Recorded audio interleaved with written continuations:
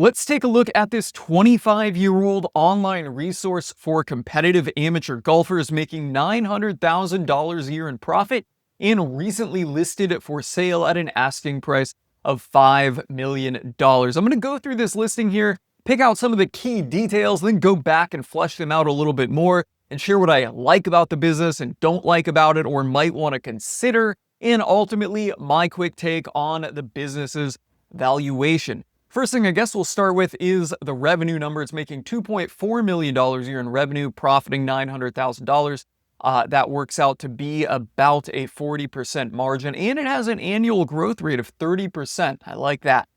All right, coming on down here to the details. It's 25 years old. It is a respected online resource that is catered to competitive amateur golfers, offering premium content, paid memberships, and advertising-driven revenue. Let's underline that. We're going to come back to all this.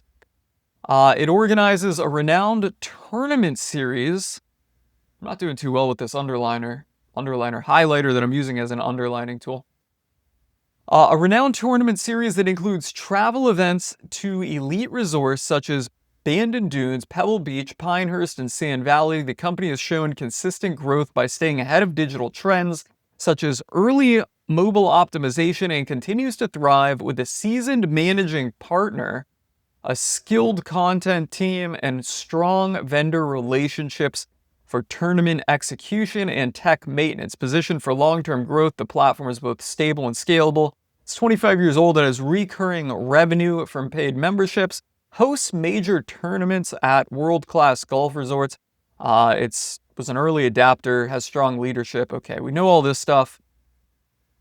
Asking price reasoning based on between 5 and 6x of adjusted EBITDA and 25 years of growth, reputation, domain history. Pretty standard stuff. And then let's get down here, see if they have, usually they have ways to grow it, but I am not seeing that. Okay. All right, so what do we like about the business? Well, I like the profitability. I like the margin. I like that they have diversified revenue streams. Okay, premium content, paid memberships, advertising-driven revenue. I like that they have a managing partner and a skilled content team so that ideally, if you acquire this business, you are not expected to go out there and start creating golf content on day one just to keep it alive. It sounds like they've got someone doing that, and I like that it's 25 years old. Right? There's a lot to like about this business here.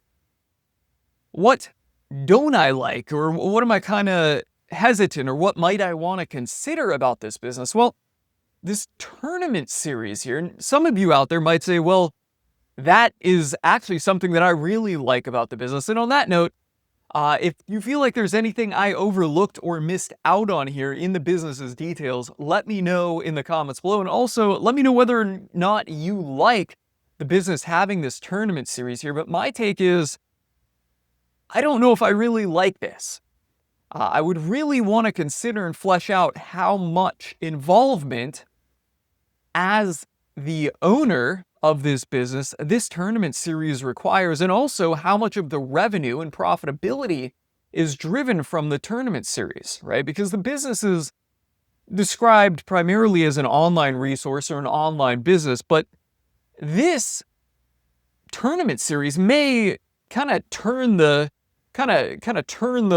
wheel or turn the rudder and really make this more of a event business. Are you in the event business here, or are you in the online content business when you buy this business? How dependent on this tournament series is the business? That's something you really need to consider. And what's it going to take from you as the owner of the business to continue pulling it off? If the managing partner and the skilled content team run the tournament series, I guess it doesn't really matter, but do you as the buyer, on the flip side of that coin, or as an alternate position, would you have to really jump in here and run this tournament series? That could be a real headache if you're looking for an online business that you want to run remotely. I would really want to know what goes on with this tournament series and how much of the profit and revenue is derived from the tournament series. The other thing here is the managing partner. Are they an equity partner? I'm going to assume that they're not, because it does not say anything about acquiring partial equity, right? It seems like, based on this listing here, it seems like you're acquiring 100%. So the managing partner is not a true equity partner. Maybe they get some type of rev share, profit share, something like that. I'd want to know, is that considered and factored into the profitability metrics that they give us? It does seem like it's a pretty well put together business, so I'm going to assume that it is, but I would also want to consider what tie-in does this partner have? Or let's just say, no, managing partner is, I guess, the proper term. I was going to say, does this key employee have, which is often how managing partner arrangements are structured. But are they likely to stay with the business going forward? Do they have a contract? Do they have a non-compete? All that stuff. Of course, I'd want to make sure all that's in there before, really jumping into the business. In an optimal scenario here, the buyer of the business does not have to worry about this tournament series. They don't have to go on site to facilitate this tournament series. And the managing partner is capable of handling all that, and they have a contract, all right? So let's assume that all of that checks out, and that is indeed the case. How do I feel here about the valuation? And I will say 5.6x initially seems rather lofty, but the business has a lot of things good going for it. And let's assume, again, that this managing partner is truly handling all of this technical detail here. They're pulling off some events that are very difficult to facilitate. Somebody could not just spin this up easily and be profitable on day one, or they certainly cannot spin it up easily, but they could also not spin it up and be profitable on day one. I think that is really far-fetched. So this, I feel like, is a bit of a moat. It has a bit of a moat in this regard. They've got multiple sources of revenue. They've got recurring subscription revenue, and they've got a content team. Assuming that the managing partner and the content team are robust, I do think a 5.6x valuation multiple is realistic and fair for this business. It's going to be on the high side, but it is in the realm of fair. Now, let's consider the annual growth rate here at 30%. And let's just say that, let's just say that this is on the high side, so maybe we're going to consider a more realistic valuation at 5x. Well, let's multiply the profitability by the growth rate and say 900,000 a year is what it's profiting. It's going to grow in the next year.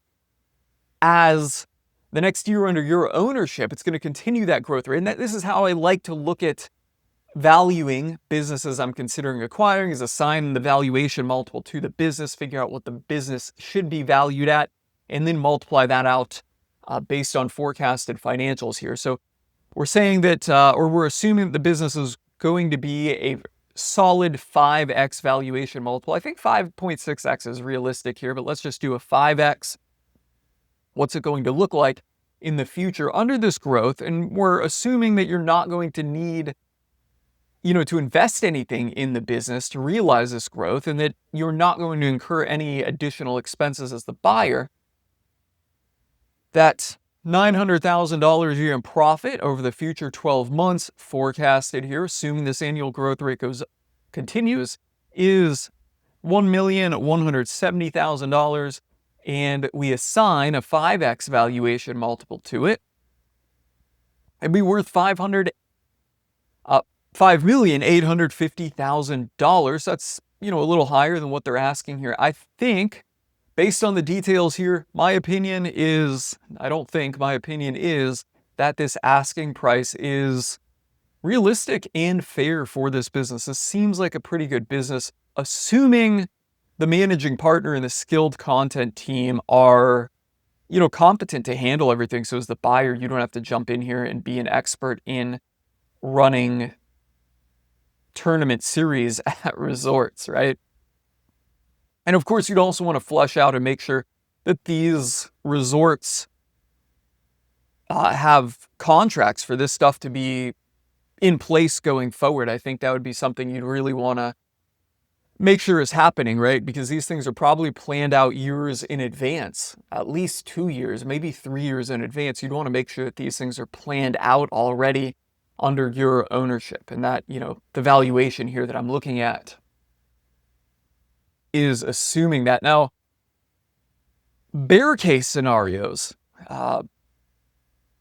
let's say you look at this here and the managing partner has no contractual obligation. You don't have all of this stuff planned out in the future. In that case, the valuation multiple would be substantially lower. And, we'd want to start looking at what split of the revenue and profit comes from this tournament series and what split comes from just being an online resource, and value the business as an online resource without these, most likely without these going forward. That could result in some very complex breakdown of the valuation multiples that I don't really want to start fleshing out here in what I aim to be a quick 10-minute video, and I have been recording now for about 11 minutes. So on that note, guys, if you found this video helpful and insightful, smash that like button and let me know in the comments below. I am calling it a wrap and signing off on that note.